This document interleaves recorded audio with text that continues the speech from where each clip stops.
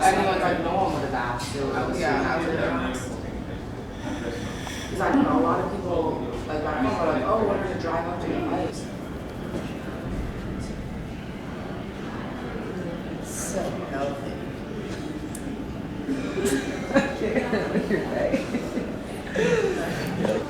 And I forget what time my mom gets into, my parents get into that.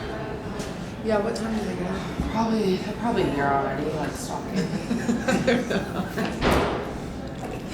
Are they staying here?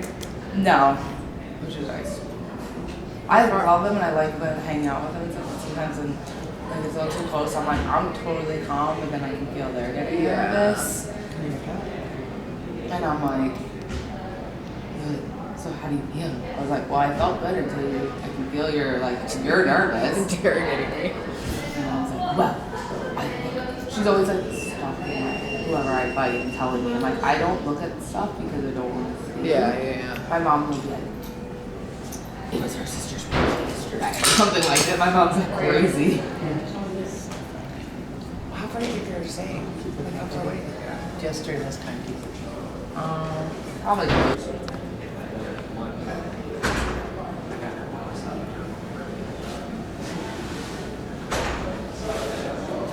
How did you find martial arts? So I started karate when I was 4 years old. My older brother did it, and then I kind of, wanted to do whatever he did. So he was super into it, and then I started that at 4. It was kind of the place I went to was like a little bit of a hybrid of like karate and taekwondo, and I did that like every day, up until like from there. I did it like every day, and then the place I trained, I kind of transitioned more into like where they had kickboxing classes and then some grappling classes, but it was like more like basic self-defense jiu-jitsu, it wasn't full jiu-jitsu, it was no gi. So then in high school I started competing in kickboxing and boxing fights. That's when I competed in Golden Gloves for Pennsylvania. And then college, I got more into jiu-jitsu, like the Henzo Gracie jiu-jitsu with the gi. I trained for a full year. I kind of didn't really do striking. I just trained with the gi and like twice a day there. And then I was like, all right, I want to do MMA. I competed in jiu-jitsu, competed in boxing. Like I want to put it all together. And then so through the Henzo Gracie affiliate, that's where I kind of met the coaches and stuff that I work with. And I just kind of put it all together. And I'd been training everything separately, so it was just like, all right, I want to do MMA. Like, okay, why don't you? I'm like, all right, I just need someone to kind of, like one coach at the time was like, you're fine, just do it. And I got like a bunch of amateur fights and just kind of went from there. What kind of karate were you doing? It was like taekwondo. Yeah. Belt-wise, how far did you get? I got my black belt there. It was like for the kids system, like a black belt.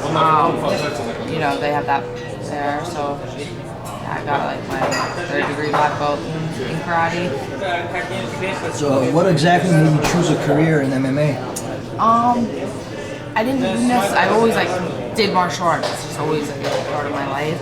And then I always knew that it would be a part of my life. I didn't know necessarily that would be like my career. I knew I would always fight, and I wanted to fight professionally, whether it was just boxing, kickboxing, or or MMA. When I was younger, I didn't even really think of that as an option. But I always knew I wanted to go pro, but I didn't think that would be like my main career. I always figured, oh, okay, I'll have a job or something, and then I'll do that on the side for fun. So now that the sport's evolved, I've been able to make this into a career, which is amazing. Because I went into it not expecting that at all. How many fights were you in when you decided to make it a career? Well, when I started, I've been pro for 2.5 years, and I fought for like a year and a half before that. So I haven't really been doing competing in MMA that long. So when I started my first amateur fight, Ronda was already fighting, and I think it was still in Strike Force. So I could see when I did that there would be that wave, and but I didn't necessarily know it would be as big. But before my first amateur fight, I knew that was an option. It was just limited, but I thought I'd have that. What do you remember about your first amateur fight? So my first amateur fight was when it was in Philadelphia, and I live in New Jersey. It was like when the week they had Hurricane Sandy, so that was like the Sunday before, and I was fighting that Friday. So like my first fight, I was like so nervous, and then like Sunday night the hurricane came and hit, and like no one had service, no electricity, and I was like, so I'm sitting there with like a bunch of my friends, and they're all like, you know, sitting at a house like, oh, it's like a snowstorm, like they're all eating whatever junk food and stuff, and I'm like cutting weight, and I'm like, am I even gonna have a fight? You know, so like each day I was like, my fight's gonna get canceled. We don't even have gas to get there, and then so I was a little bit extra stressed added on, but yeah, I was like, I'm not driving my car because I need to save gas in case we have to go. We still have the fight and I have to go there, but towards the end of the week it like all worked out and everything. It was almost better because I was like a distraction from the fight. But yeah, my first fight was in like some small like high school gymnasium, you know.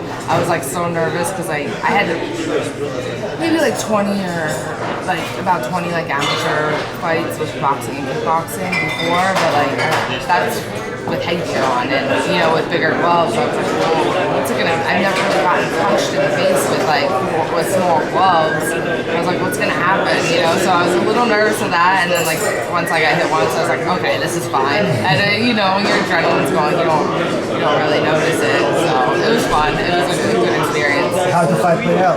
I won decision. I'm like, I don't even remember. I know I won, but I think it was decision, yeah.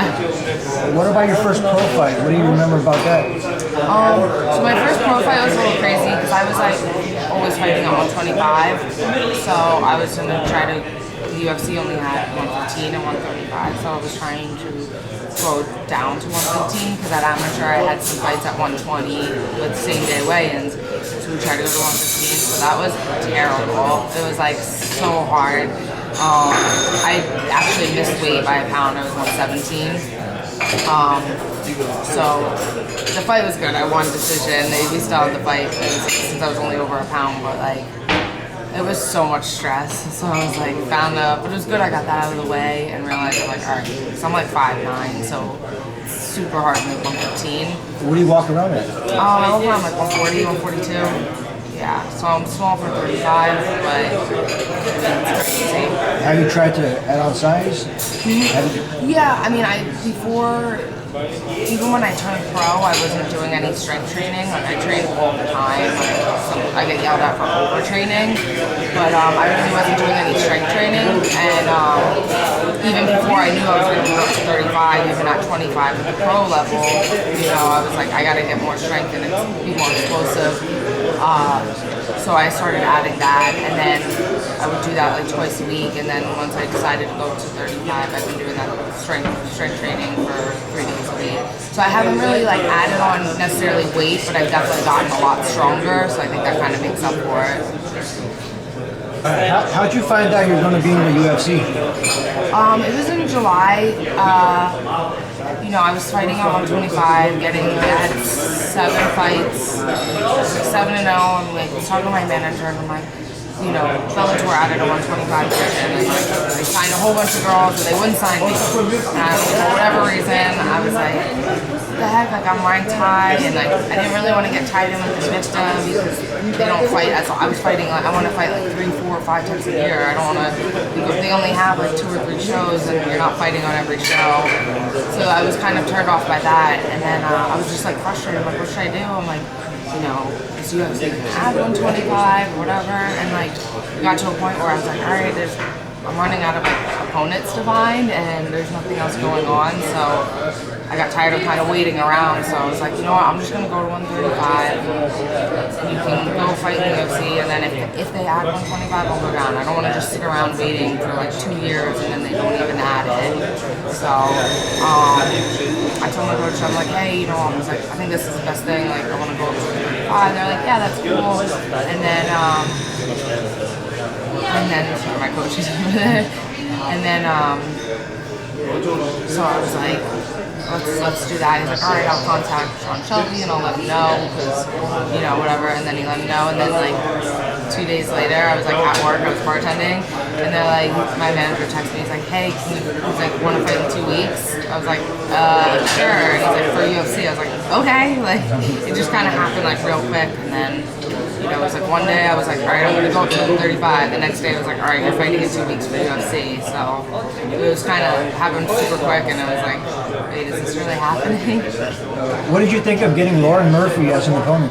I thought it was good. I mean, people were saying that like when we had that fight that was, oh, that's a tough fight for your first fight, but I'm like, she wasn't really ranked. Like, it's not like she was in the, I think she was like maybe like 10 or something, but it wasn't like, there's not that many girls, so number. She was an Invicta champion. Yeah, but I think when she won, the girl got injured. Yeah, the girl got injured. So it's like, you know, not trying to take anything away from her. She's definitely a really good opponent. But like, I mean, I was undefeated. I was undefeated, and I was fighting just as long, training martial arts longer. So, you know, I thought it was, to me, I thought it was an even matchup. Everyone thought it was like, well, that's a really tough fight. I was like, I don't know, I think it's a pretty even matchup, but I was just like excited to get a fight. I didn't even think about the opponent at that point. Yeah, you won the first round of that fight, but lost the second. And it looked like Murphy was taking over the fight, but you came out and dominated the third round. What were you thinking after the second round, and what did your coaches tell you? I knew I lost that round, and I'm pretty like aware of what goes on in the fights, and you know my coaches are honest. I know some people are like, oh, you got that was good, and there wasn't that good. I tried to stay positive. They're like, no, you lost that fight, you have to win this round, or you're gonna lose the fight. So I was super calm in that fight. Like, I was just like, all right, like I knew I lost that round, but it was because I made like a little mistake. I got taken down and I was in a guard, and like usually I can work high guard, and it didn't work out, and there was 3 minutes left, and the ref kept saying, he's like, all right, if you guys don't do anything, I'm gonna stand you up. You guys start doing something, I'm gonna stand you up. I'm like, okay. So I was almost kind of waiting for her to stand us up, because she was punching, I was blocking, and just kind of holding her, and he kept saying it every 30 seconds. If you don't do anything, I'm gonna stand you up. So in my head, that was a mistake I made, where I was waiting for him to stand us up, and he never stood us up, and that's basically how I lost the round. So like going into the third, I was super calm, because I was like, well, I'm better than her. I'm doing this good. It's just I made a mistake. I should have had more urgency to get up and not wait for him. So I just went into the third round. I was like, oh, I know I'm gonna win this fight. It was, like I said, really calm, and just made a little adjustment for the third round. After that fight, you faced Liz Carmouche, who also has a win over Lauren Murphy. Although a lot of people think Murphy deserved to win that fight, what did you think of it? Yeah, I watched that fight, and you know, when I got Liz as an opponent, you know, I watched a lot of her fights, and when I watched that one, I watched it like twice, and then everyone I watched it with was like, wait, she won? You know, because sometimes it's hard to tell, you know, some people are biased, but I definitely thought Lauren won that fight. But yeah, I thought she did. It was a close fight, but I definitely thought she won. It was one of those fights where you're like, oh, okay, the round ends, and then you're like, oh, okay, she won, and you like walk to the kitchen, and then they're like, no, Liz won. You're like, wait, what? What did it feel like to be the first fighter to step foot inside the octagon at Madison Square Garden and be part of MMA history? It was really good. In college, I competed in the Golden Gloves, and I lost in the semifinals, and I was always bummed out, because I was like, man, if I won, I would have got to fight at Madison Square Garden, you know, in the finals. That's when they were doing it there before, now they do it at the Barclays. And I was like, so I was super bummed out about that, and then I started getting into MMA, and I'm like, well, now I'm never going to fight at the Garden. Like, that would have been cool to say that. And then, of course, the first show, then they do that. They do the first MMA show for UFC, and then I'm like, awesome, I get to fight. Like, my second fight in the UFC was like a huge opportunity to fight on that card with all those amazing people. And it was cool, because a lot of my teammates were fighting on there. I didn't really get any nervous.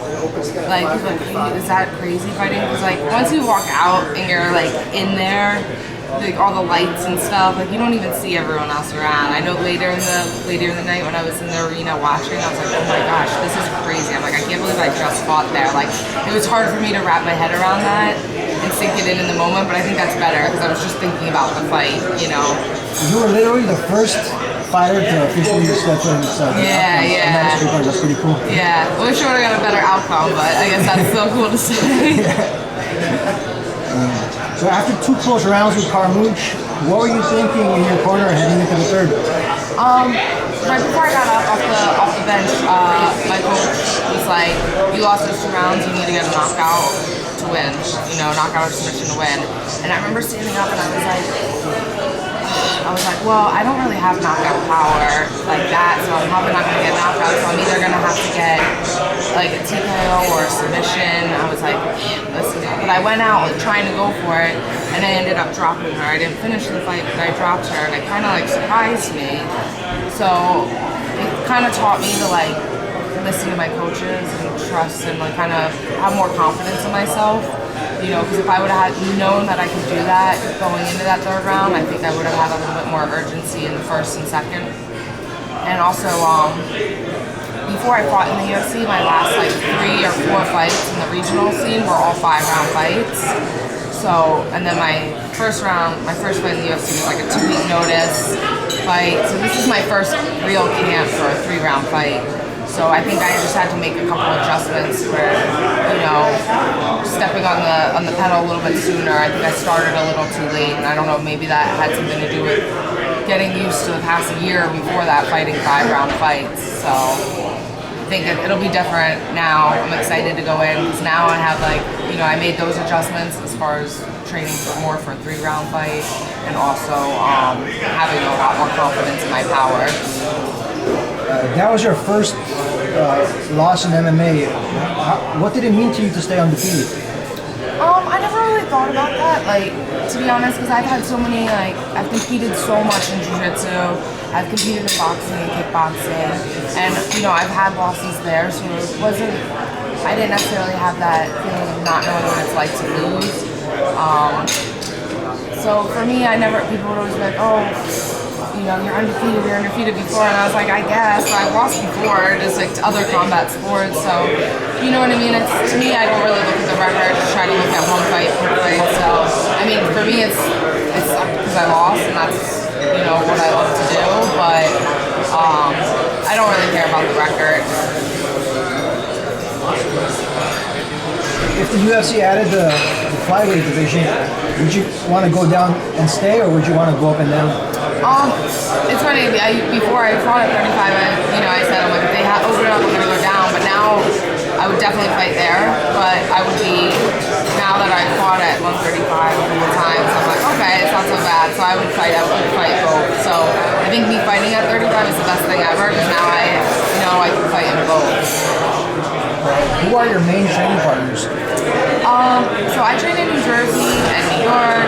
I train all over, but my main camp, there's not really any other girls that do MMA, but I have like Marlon Marias, Frankie Eichner, Edson Barboza, a whole bunch of people from that camp.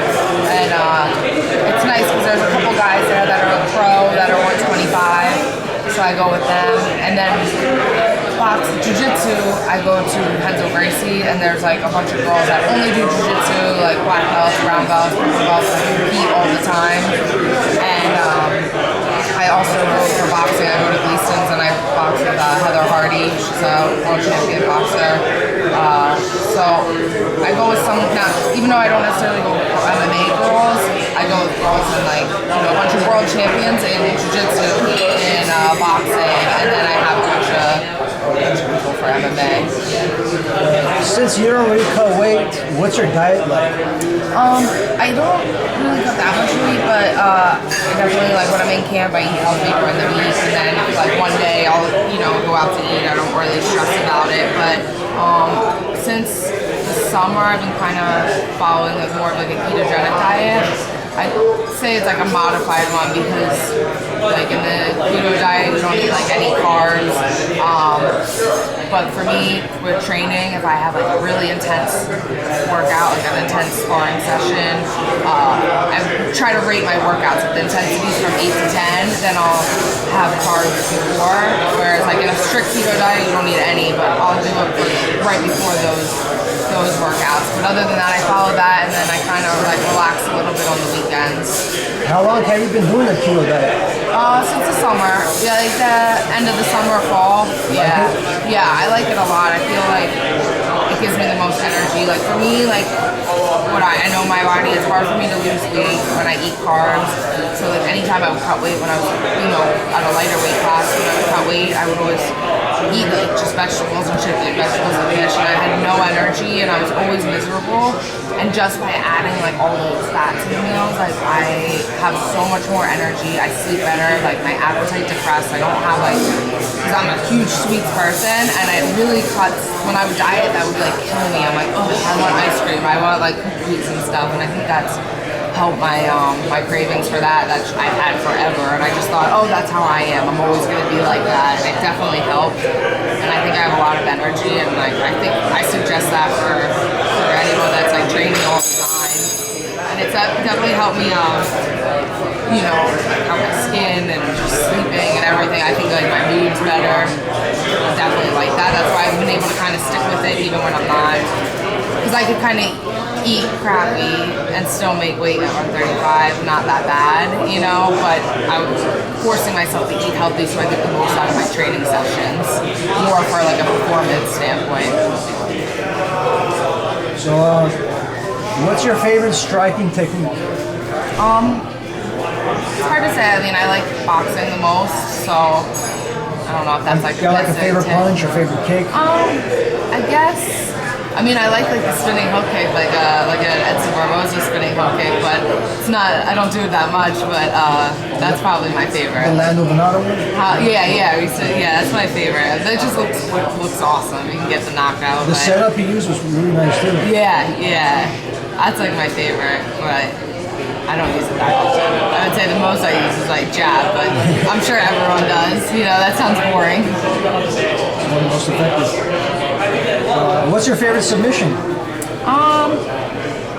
I would always say before I was triangle, when I used to do that all the time when I was competing in jiu-jitsu, but now I've been training a lot, and I would say the inverted heel hook, because I've been training at John Danaher's class, and I train there all the time, and I get foot locked like 40 times every Monday, and I'm like, oh my god, I'm gonna learn this sometime, but everyone there is so good at heel hooks and ankle locks and stuff and knee bars, so I'm trying, that's fun. Like when I'm done, I train there, but when I'm done, not in camp, I'm like trying to get there as much as I can, because that's fun to learn. It's like something new for me.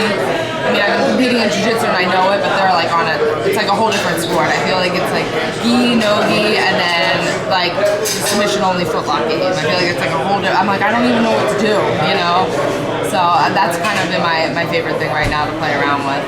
I can't wait to see you going for some leg locks. Yeah. If I definitely am drilling it a lot, and I was like, I've been getting submitted with it a lot, so it would be nice to be on the other end. What are your favorite movies? This is hard. I'm like all over the place with movies. I love like animated movies, like kid movies, like Finding Nemo and the Minions and that. And then I also like romantic comedies and stuff. I like Bridesmaids and funny stuff like that. And then I like 300, Gladiator. I'm pretty much all over, as long as it's not like, I'm not really into sci-fi, or I'm not that into like Star Wars either. I feel like people are like, ugh, when I say I'm not into Star Wars, but I know nothing about that. Do you have any favorite TV shows? Right now I've been, actually my second time through, I've been binge watching Shameless. I watched it all before, and now I'm watching it. I made my boyfriend start watching it. Now I'm so into it again. I binge watched it like a year and a half ago, and I'm already doing it again. So I figure if I'm watching it a whole season twice, I like it a lot. I like that, and Breaking Bad. I'm always like late on shows. Like after all the seasons are out, then I'll start watching them. What's your favorite series finale for a show? Like the last episode of Breaking Bad. Yeah? Yeah. Yeah, that was a good one. Yeah. And I watch a lot of Food Network, but I don't know why I'm not like, it's not like I'm watching it and then I'm gonna do it too, but I'm like obsessed with it. Like I like low-key want to be a professional baker, but I'll watch it and I'm so obsessed with all of it, and I look it up on Instagram and stuff, but then I never do any of it. I just go out and like go to different places and get it. Do you have any favorite songs? nothing that comes to my mind. I really haven't. Like something you really liked when you were a teenager or something? Oh God, that's embarrassing. Because when I was a teenager, I was like obsessed with like Backstreet Boys, NSYNC, Britney Spears. Yeah, it's nothing cool. I'm like, you should walk out to Bye Bye Bye. Yeah, right. Yeah. Favorite books? Actually, the one book I don't. Unfortunately, I don't read that much. But no, the one book I'm obsessed with is Relentless by Tim Grover. He's kind of like I guess a sports psychologist, and also like a, I'm not a physical therapist, some type of like performance coach for, he worked with Michael Jordan and Dwayne Wade and stuff. And it's his book about like, you know, just kind of like mental performance for athletes. And like I read that probably 3 times, and I follow if I ever have, you know, when people ask like, oh, if you could ever have dinner with anyone in the world, who would it be? I'm like Tim Grover, because he's like, I don't know, I just kind of, the stuff that he puts in his book, I think's helped me with training and everything, and I really like all of his stuff.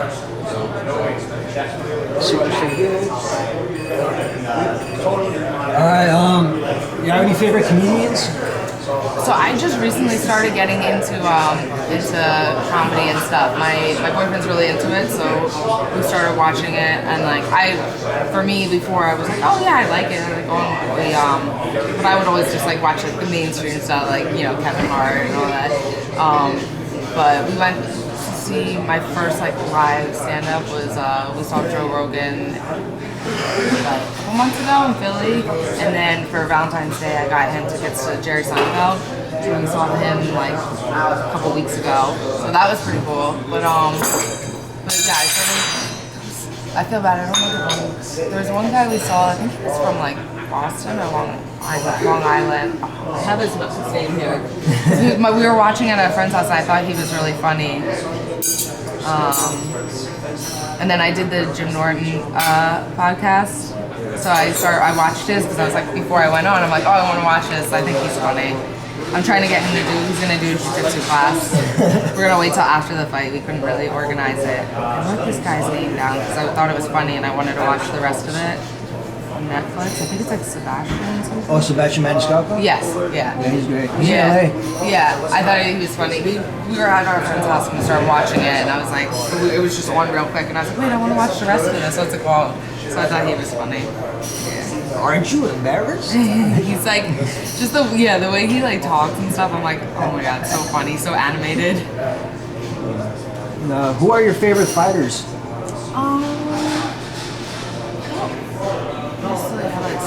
Certain, like, it's hard to think favorites. I look up to Frankie Edgar a lot just because I'm around him and everything. I've always been a fan of his fights, and now that I train with him and everything, like just how he carries himself inside and outside. You know, if you didn't know anything about fighting and you walked into the gym, you wouldn't be able to tell that he's any different than like the amateur.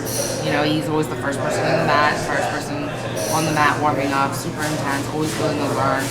You know, he'll have a fight and he'll come in to help anyone else who has a fight. You know, I remember I had like my third amateur fight or something, and he had a huge fight coming up, and he got done sparring, and the second he got done, he was sitting there, and I know I was sparring, and he was helping me. Like, he doesn't have to do that. He's like 1 week out of like his last sparring week, and you know what I mean. So just how he's like humble inside and out, and obviously his fighting style is definitely something to look up to. So I would say Frankie.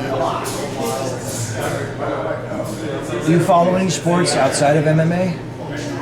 Not really. I just don't have, now that there being so many fights, I don't have time.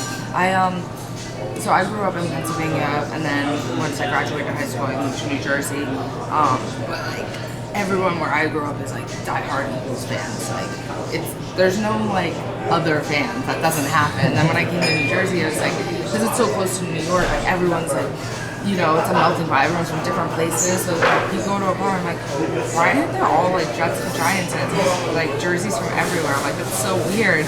I'm like, you know, back home, it's like, you're an Eagles fan. No one's even a Steelers fan where I am. That's on the whole other side of the state. So I used to follow football more. when I was like in high school and stuff. I think it's like my dad and my brother watched it and I was living with them. But yeah, it's so hard. I don't even have time. So, blonde fighter. How exactly did you get your nickname? I made it when I first made Instagram, and this was like when my roommate in college was like, "Oh, make an Instagram." I'm like, "This is so stupid." I'm like, "So you just put one picture?" Because I was used to like Facebook when you put a whole album up and everything, and I was like, "This is so dumb." I'm like, "I don't understand. I'm never gonna use this." And I was like in the car, and I was like, "Oh, let me just put," and like you have to give a login name, and I was just like, "All right, I want something with fighting, but something girly," and I just was like, didn't think anything of it. I was just like trying to make a quick account for something I thought I would never use. And then I just always had it, and I wasn't like, "Oh, I love this name," and like people were like, "Is that your nickname?" I'm like, "No, I just made it for my Instagram. I don't know. I wasn't even that."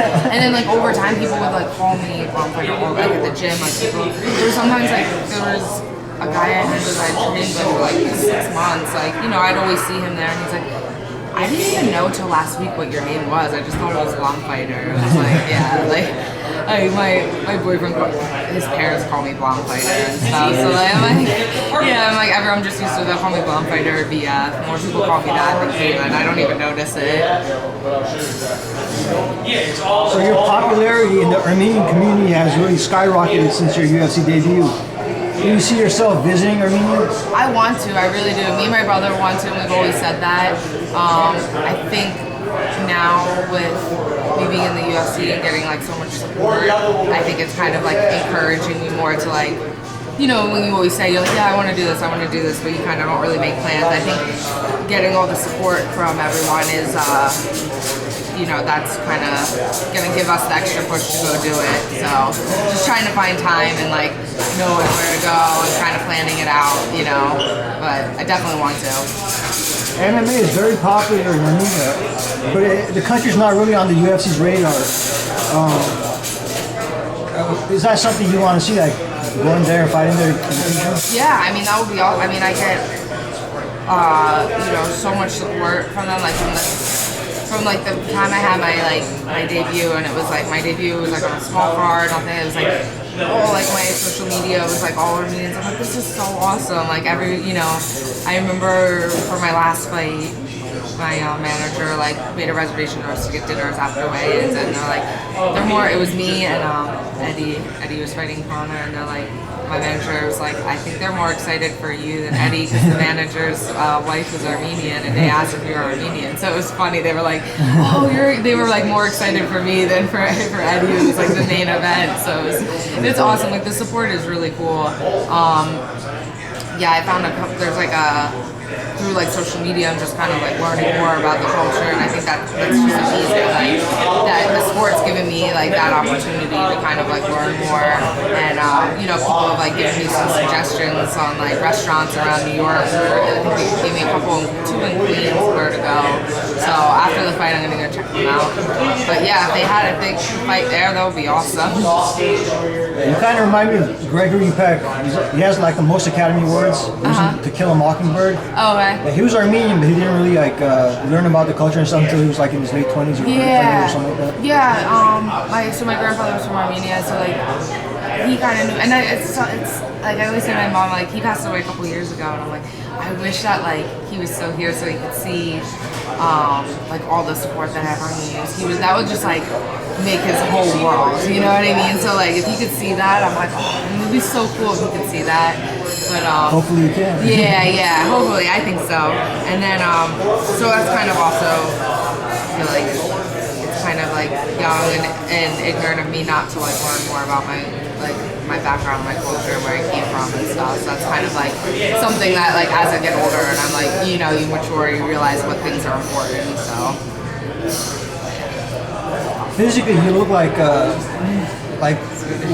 how Armenians should be, like back before they got mixed with other races. Armenians were like blonde, blue-eyed and stuff. Yeah. So like 100%, Armenians with like 100% bloodline are still blonde hair and blue-eyed. Oh, okay. Yeah, usually they're like, wait, you don't look like it. I was like, I know, I'm kind of like the opposite. But my grandfather, like, you saw a picture of him, he looks like super Armenian. But then my grandmother was she was like had a little bit of Irish in her, and she was like blonde hair, blue. So I think I got her more of her genes. Like my family, we have like mixed with Greek and stuff. That's where we get the dark features. Yeah, yeah. If it's mixed with like other dark features, then you kind of stay with it. Have you ever been in any street fights? No, nothing. I'm like the least confrontational person. I was like, if someone even like I'm like, I don't even know what I would do. Like, I don't even like any, like, I get anxiety of having phone calls, let alone a street conversation, or a street fight, so no, never have. Hopefully I don't want to do any of that. What do you see yourself doing after you wrap up a successful career as a fighter? It's tough, you know. I kind of are always thinking that, and you know, I'm not really sure, but regardless, I think I'm really passionate about like teaching, but I don't like teaching adults. I like teaching kids. So I'd love to like, you know, just have some. If I'm not competing in MMA anymore, just like have that around me, because that's all I did before, you know, when I was a kid. So, you know, if I like open up my own gym or work at a gym, something where I could like teach kids or just be around the sport and help other, you know, even help like other girls fight, you know, coach them, because I can kind of give a different perspective, you know, from a girl's standpoint. What are your favorite beers? It's an important question. Important question. I like Stella. That's probably like my go-to. In the summer, I like Lagunitas, I think. That's like this, any type of summer shandy with like lemon. I like that in the summer. But usually my go-to is Stella.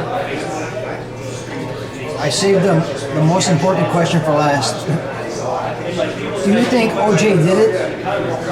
Oh my gosh, I don't know. I've just been like watching on Netflix the OJ trial thing.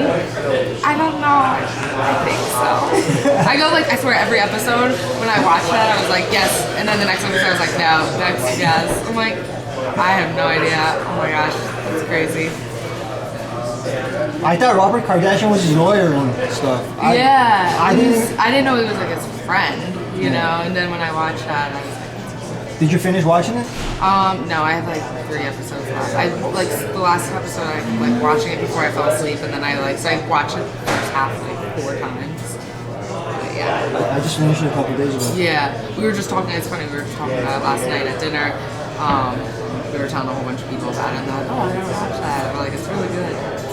It's like one of those, when you watch it, if you thought it was just, if you didn't know it was a true story, you'd be like almost annoyed watching. You'd be like, well, that wouldn't happen. That's too exaggerated. That wouldn't happen. But it's all true, like everything that happened. I was wondering if any of the scenes were made up to make it entertaining. But I mean, like as far as like the court, in court and stuff, that's all recorded, so it's all real. And it's like it's so bizarre that you would be like, this is like stupid. It's too far fetched, but it's actually like a true story, which is insane.